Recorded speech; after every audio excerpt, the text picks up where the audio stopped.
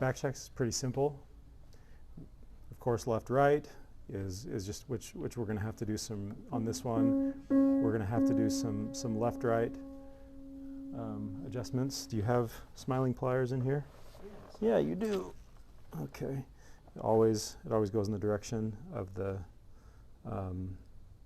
convex side.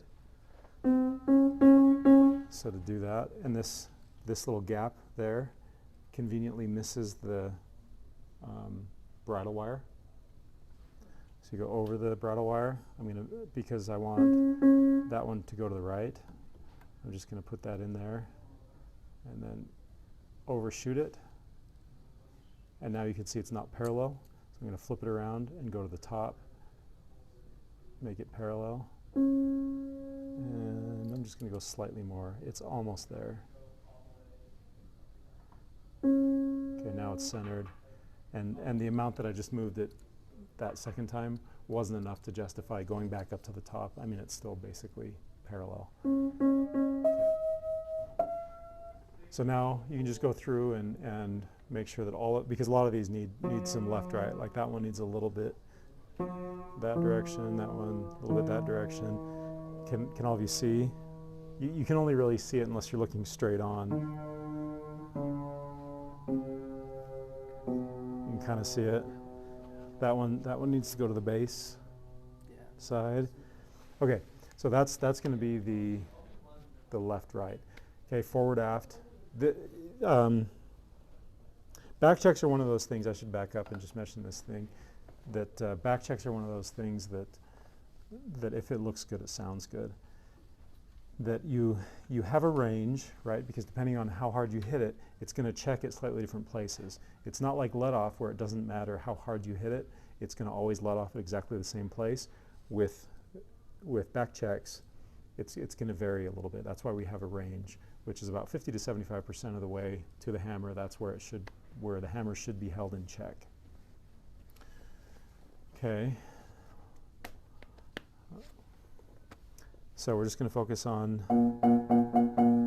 from there to there, and we're going to pretend that that the left-right alignment has already been done, and I'm just going to quickly run you through my method for doing the forward-aft. So we want it to both function within the range of correct functioning, and we want it to look good, meaning just a totally straight line. So here again, we work by middles, like we do with hammer hanging. We don't just start at one end and move to the other, because what happens then? Doesn't look good. Well, yeah, it won't look good, and it'll wander. Yeah, you'll start to sort of go one way or the other. So what I like to do, I'll give you a quick overview of what I like to do, and then I'll actually do it. So I'm just going to pick. Why don't I say? I'll start with the B's, just because the first note is a B. So I'll do all the B's that are in this section. There are 3 of them. This one, that one, that one. Get them all to the correct, half to 3/4, checking, 2/3, right in there. Then I'm going to work by middles, which is the tritone. So now I do the F's, and then so it's those 3. Okay. Then I'm going to split the B and the F, which is the D's, and those 2. So now we've got the fully diminished. We've got all of those done, and you've got 2 notes in between each one, and then I'm going to put my head right here, and I'm going to see which ones are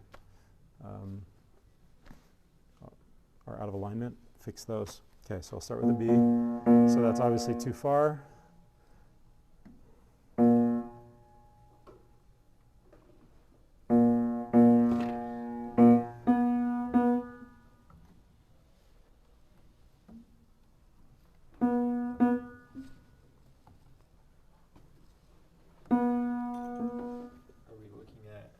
The hammer is this way. Yeah, so I want it to be about 2/3 to 3/4 of the way to the string when it's held in check.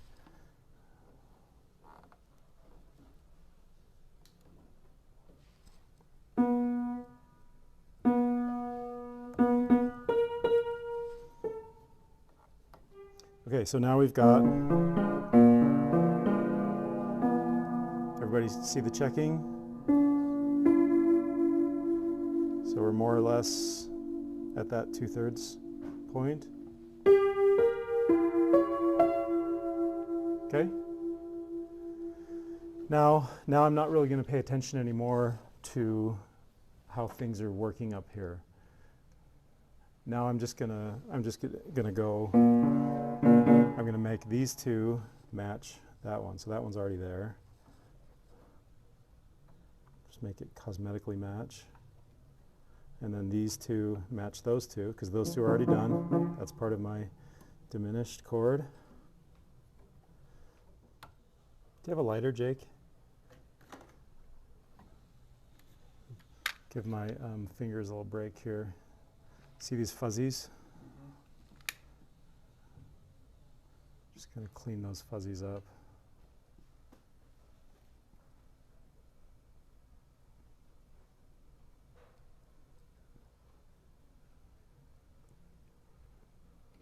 Doesn't really matter, it just looks nice. I mean, doesn't that look nicer than those?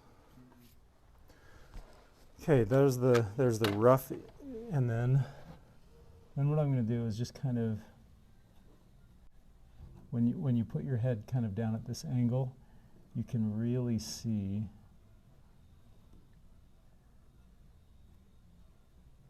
the back checks that kind of poke out one way or the other. It really pops out at you.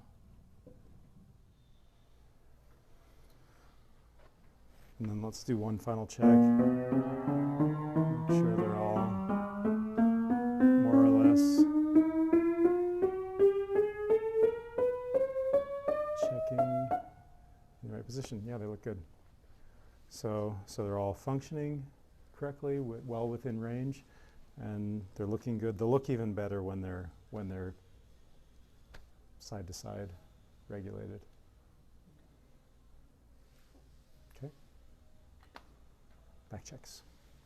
I noticed that when I do the damper spoons, it changes the back check position just a little bit. The damper spoons or the damper timing?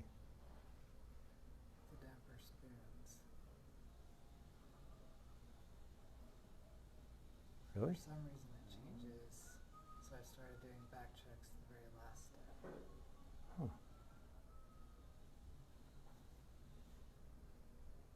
I'm not sure why it does that. Why would it do that? Do you have a theory on why it does that?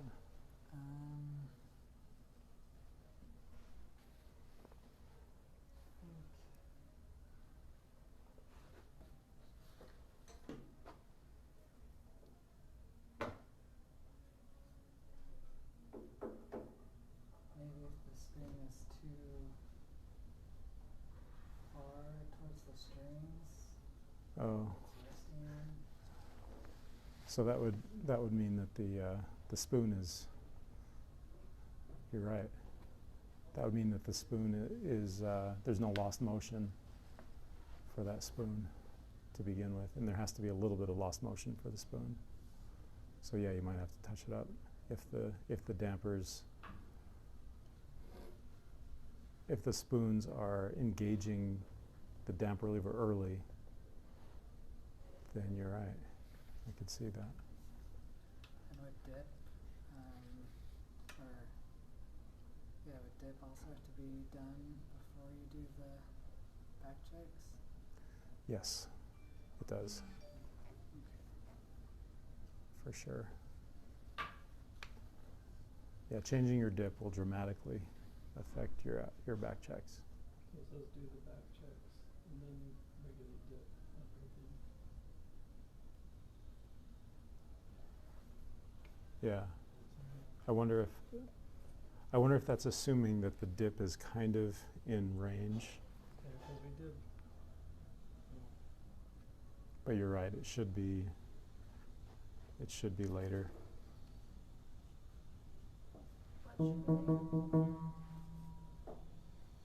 Your dip should generally be in range. It doesn't have to be absolutely precise. Well, I guess you may as well. So you could do your back checks after.